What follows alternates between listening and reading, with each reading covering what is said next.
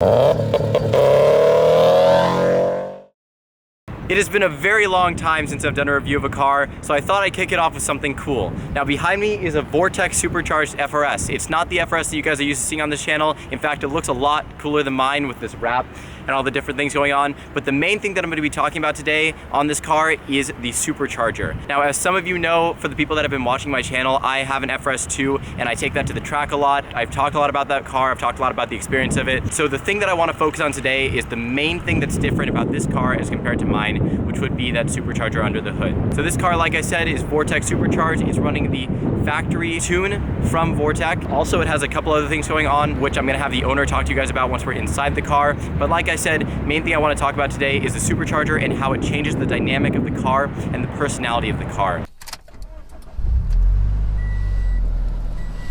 All right, so this is my first time ever driving or even being inside a boosted FRS. I've never been inside a turbocharged one, I've never been inside a supercharged one, so this is gonna be completely new. But also, this car is automatic, and the last time I drove an automatic FRS was when I was considering buying an FRS, and I did not know manual, which was like years ago. So a lot of this will be a new experience for me, which we'll see how it goes. These coilovers are like harsh, like you can feel the ground, but like it's not breaking your back, you know? They're rough. Because this is his daily, so like this car was tuned to be like a good mix of like sporty, but also something that you could drive every day. And these are, you said the Cusco coilovers? Yeah, Cusco all around. Yeah. And then we're riding on a 19-inch SSP Professor 3s and the Hankook Ventus Evo 2s. I can already feel like the more power, like it already has a lot more torque in the low end where this car generally would have nothing. These are the stock seats, but they've been reupholstered because this show was actually in, was it 2012 or 2013? Yeah, so it's a 2013, it was in the 2012 SEMA show. The car looks completely different than what it was through the show, but if you were to search Darkside motoring, SEMA FRS, it used to be silver and red with a bunch of stickers.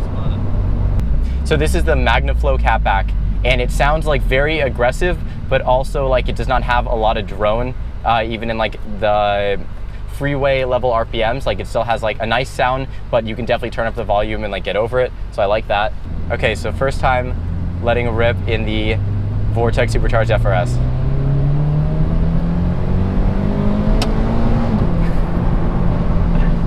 It's nice. It's a very linear power band. Like there was no point where we reached it where it kicked. Obviously I realized that this is a supercharger and not a turbocharger, so there's no like turbo lag per se, but it was a much more linear power band. For some of you guys know that I daily drive an Infiniti G35 coupe, and that car obviously is a V6 3.5 liter, and the way that the RPMs rushed in this was a lot similar to that.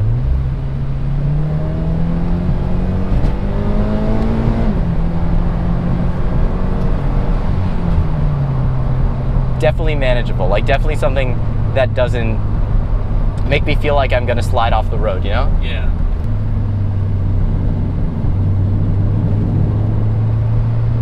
It doesn't feel as aggressive through corners as say like a V8 Mustang would, where you kind of have to very carefully watch the throttle response and you'll lose the tail. Like it still has the FRS like grippy corner feel.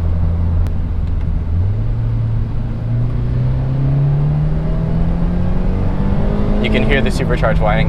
Yeah. Supercharger. Still feels really planted.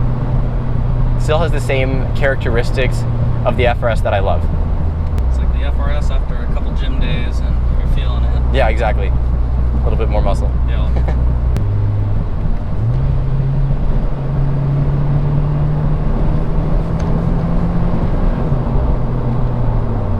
I think the main place that I noticed the difference in power is especially in the lower RPMs, like where the FRS originally would have like it would slowly start moving and then it would get its way up there, and once it passes, especially the torque dip, for those of you who are more familiar with the FRS, it has like stock around the 3,000 and 4,000 RPM zone. It has this like dip in torque that's kind of infamous for the car. This definitely kicks it up everywhere below that and obviously after, but it feels, like I said, much more linear. So this car was built by a company that's local to the Southern California area called Darkside. They're an auto parts distributor, right? So it's Darkside Motoring out in Chatsworth, California. It's basically an auto part store storefront. Basically anything you could think of, the owner there, he can order it for you. If you need it installed, there's a shop.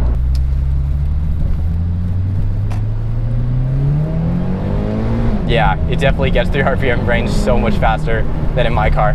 The superchargers have proven to be the more reliable route with the FA20. Like the turbochargers can provide more power for less money, but if this is something like your daily, then you are going to want something like a supercharger because it's just proven to be a more reliable option. And also there's a lot of kits, which I think this one fits the bill of kits that you can install without doing any cutting and stuff like that, and it's completely reversible. Am I right to say that? That's completely true. Yeah.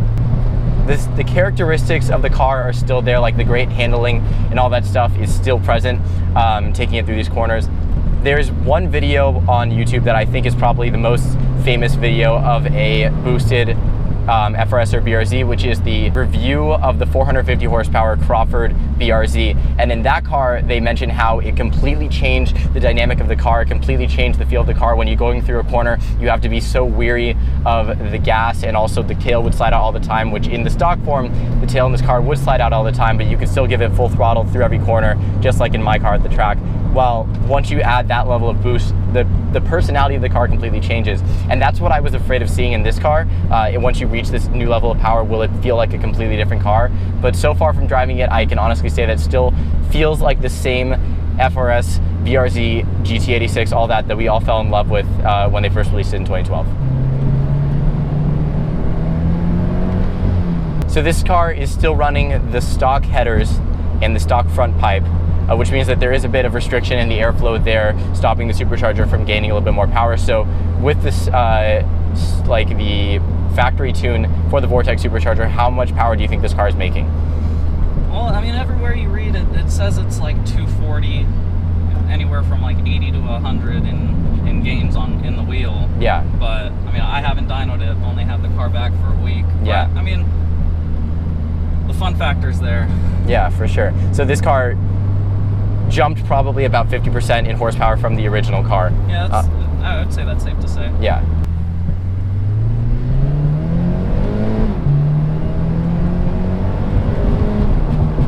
The upshifts on this automatic are really good. The downshifts take a little bit of a second, but the upshifts go pretty quickly. I have seen a lot of like boosted and even track FRSs and BRZs automatic more than I thought they would, but I mean, driving it, like I understand, like I get it. I think I'd still personally take the manual, especially if it's a track car, but for daily driving, especially in the LA area, I don't blame you for going automatic. Oh yeah, the 101, 405. Woo. Yeah, exactly. Anyone who knows what that is, thumbs up.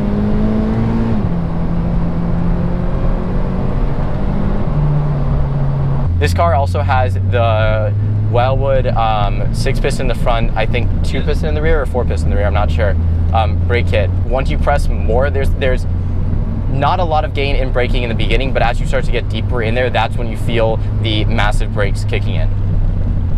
So that's gonna do it for this review. Overall feedback, the supercharger in the car definitely does not drastically change the driving experience. Everything that I love about the FRS, everything that motivated me to buy one is still more than present in the car. And if you buy an FRS or a BRZ or a GT86 or an 86, so many names, people, we need to cut down on these names. I would definitely recommend supercharging the car or turbocharging it, because even though the driving characteristics are still the same, it just adds that extra oomph that even if you aren't tracking the car, still will make it a lot nicer to drive on the roads. So overall, I'm very happy with the supercharger and all of the setup.